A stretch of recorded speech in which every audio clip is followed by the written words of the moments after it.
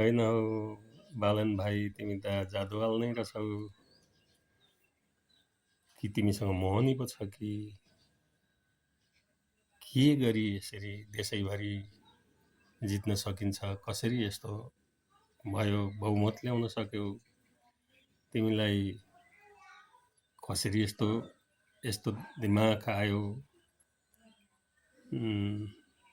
अब बहुमत ल्याएपछि त देशलाई चाहिँ 5 वर्ष थामिन्छ होला। 5 वर्ष चाहिँ विकास गर्न पाउँछौ खुसीले।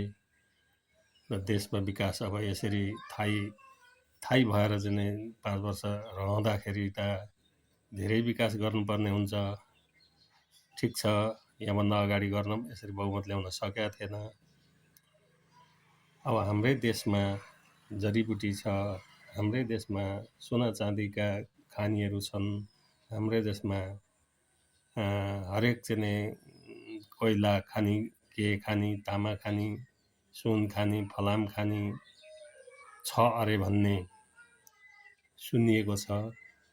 विदेशले क्याप्चर गर्लान्, त्यो आफैले उत्खनन गर्न सक्नुपर्छ र देशमा कल कारखाना पनि खोल्न सक्नुपर्छ। देशमा युवाहरूलाई यहीँ हाम्रै देशमा फर्काएर हाम्रै देशमा चाहिँ जानिबकार बनाउनुपर्छ। अब तिमीले यो गर्छौ नै होला जस्तो भयो। ठिकै छ, तिमी बहादुर नै रहेछौ।